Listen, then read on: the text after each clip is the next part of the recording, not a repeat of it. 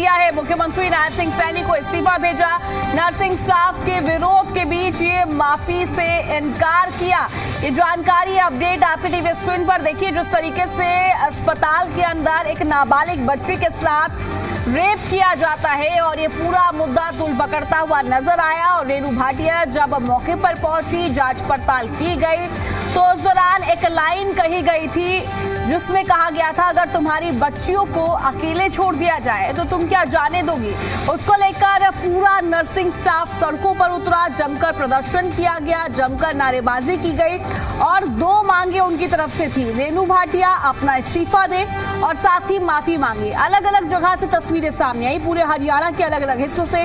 बाद में करनाल, कुरुक्षेत्र, सोनीपत की करूं, हर जगह नर्सिंग स्टाफ सड़कों पर नजर आए और ये मांगे तेज होती हुई नजर आई। अब इस पूरे मामले में अपडेट सामने आया है। रेणु भाटिया ने अब अपने पद से इस्तीफा दे दिया है। ये जानकारी, ये अपडेट आपकी टीवी स्क्रीन पर है। ये फिलहाल ये बड़ी जानकारी, बड़ा अपडेट आपकी टीवी स्क्रीन पर। रेणु भाटिया अपने पद से इस्तीफा देती हुई नजर आई हैं। देखिए, आज मैं बात स्वास्थ्य मंत्री की करूं तो उनकी तरफ से भी कहा गया था कि इस पूरे मामले को हम संज्ञान में लेंगे और नर्सिंग स्टाफ से भी वार्तालाप करेंगे। जिस वजह से मैंने आवाज उठाई, जो मैंने एक्शन लिया वो बिल्कुल ठीक है। मैं अपनी बात पे कायम हूं। 13-14 साल की एक छोटी बच्ची का ओपीडी में रेप होना 4 बार, और जो 4 नर्सेज, 3 नर्सेज और एक पीएमओ जिसकी ड्यूटी थी, क्या ये उस टाइम सो रहे थे? उस टाइम ये सब इस तरह का क्यों नहीं कर रहे थे?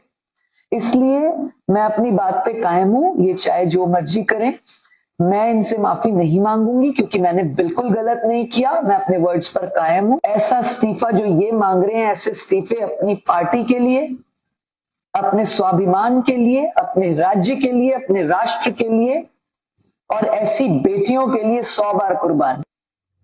फिलहाल इस खबर पर ज्यादा जानकारी के लिए जी मीडिया संवाददाता विजय राणा हमारे साथ कनेक्ट हो गए हैं। विजय, देखिए, ये पूरा मामला काफी तूल पकड़ा। जिस तरीके से एक नाबालिग बच्ची के साथ रेप और नर्सिंग स्टाफ की ये मांग, अब क्या रेणु भाटिया की तरफ से इस मांग को पूरा किया गया? जी विजय।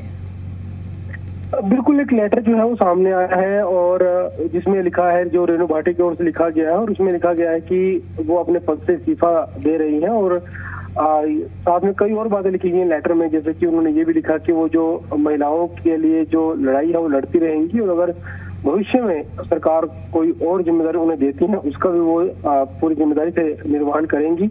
लेकिन फिलहाल वर्तमान में जो महिला आयोग के जो चेयरपर्सन का पद है उससे वो इस्तीफा दे रही है। हालांकि जब ये सारा प्रकरण हुआ जिसकी बात आपने की, उसके बाद से नर्सिंग एसोसिएशन की ओर से जो है न सिर्फ कुरुक्षेत्र बल्कि अन्य जिलों में भी विरोध प्रदर्शन किए गए रेणु भाटिया के खिलाफ और उनके इस्तीफे की मांग की गई।